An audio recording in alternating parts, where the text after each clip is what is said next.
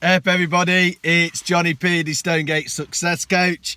So something else came to mind. I'm sorry about the number of videos that I'm whacking on Facebook at the moment, but I thought it was really important. I had some great conversations after the video yesterday with a few people around association and influence, and I started to think this through around what I said yesterday, and it's something, again, is a principle of mine around the people that I have around me and the influence that they have. And what I've always kept an eye out on is who am I around and what have they got me doing and who am I associated with, because influence in its manner is very subtle.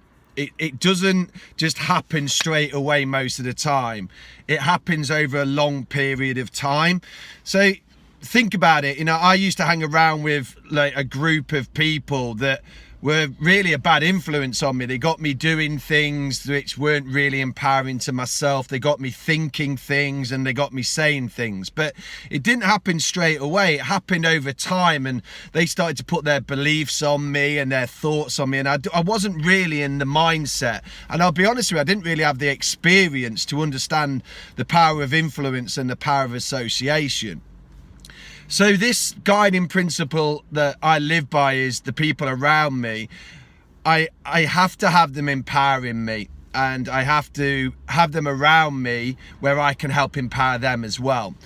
But then comes the question about, well, what happens if you can't disassociate yourself with people? And that's interesting. So what I came up with over time after thinking about it is 3 different kinds of association. So you feel like you've got a little bit more option and control. So first of all, there's disassociation. There is people maybe that you might have to make the decision to disassociate yourself with.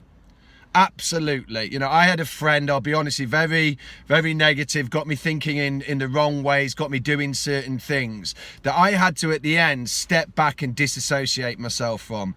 And look, it wasn't easy, because this word friend, whatever that means, however you measure that, is quite a hard thing. Actually, it was an acquaintance that I met at work. We found some commonalities, and then over time, his influence on me got me down the wrong path and doing some bad things, which is not acceptable after I could stand back. So there's this disassociation. Then there's one called limited association, and this a lot of the time is around maybe families or people that you just can't disassociate yourself with. That's reality, isn't it?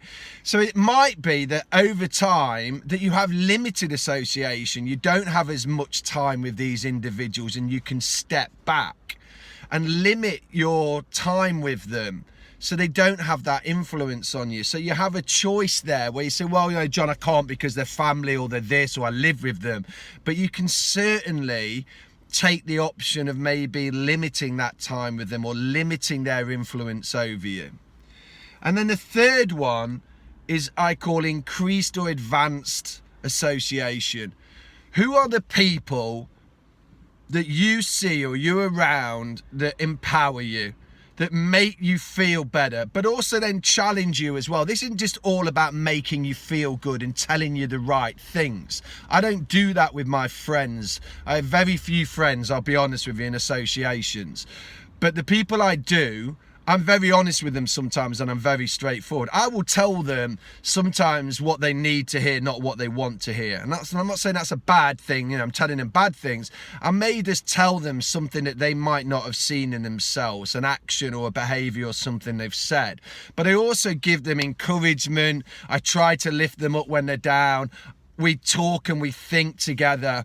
And as a group, that I've got a very strong group, a small one it is, but a strong group of individuals who really are looking out for each other, a strength in a group and united by some certain principles like helping each other, developing each other's skills, looking after each other.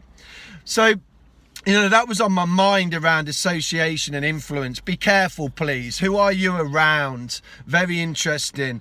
Look at the dissociation, limited and advanced or increased association. You've got some options there.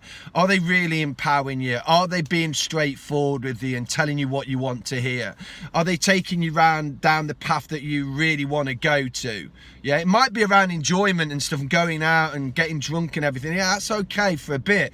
But influence over time, what's that going to lead to? And that's the key thing. If this subtle influence starts to affect you, where's it going to take you in 6 months' time, a year's time, or 4 years' time, 5 years' time? Because it will take you to a place. There is always a consequence to it. I'm a big believer on you're a student of your own consequences. And in the end, there is an end to what your actions will lead to. So please be careful of that. So take a step back, get your pad out again. Who am I around? What have they got me thinking? What have they got me doing? What have they got me saying? And more importantly, where have they got me going? And if I carry on down this path, where will I be in 6 months' time, a year's time, in 5 years' time, in 10 years' time?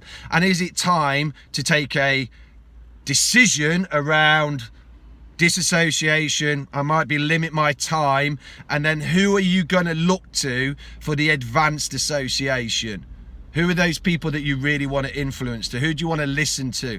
Is it those videos on YouTube, those motivational people who give you that spark, that desire in you?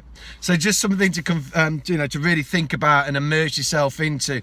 The power or the law of association is very important, and also the law of influence is very subtle in its manner, and before you know it, you're influenced doing things that maybe you don't want to do, or you're influenced in doing the things that you really want to do. And like I said on the last video, this is constant. This is never stopping. Always constantly looking who's around you. What have they got you doing? Is it time to make a change, or is it in time to embrace other people and look to their principles, and also share your principles as well? So that's it for the time being. Sorry, it's a Saturday morning share. It was on my mind. I've been training in a park, and after the conversations yesterday, I thought it was good to try to articulate that to you guys. If it helps. If it doesn't, like I said, scroll on by. I know my videos and my big tash can get annoying, so I get that as well. But look, have a great Saturday. Think about that. Get your pad out again and think about association and influence, and also your influence on other people. So important. If you want to really take ownership of that, it starts with you and your behaviors, what you're saying and what you're doing. So how are you influencing others for your actions and behaviors? Something also to consider. Not always looking out, but always, look in first before you look out. Anyway, look, have a great Saturday. I'll speak to you soon. Take care.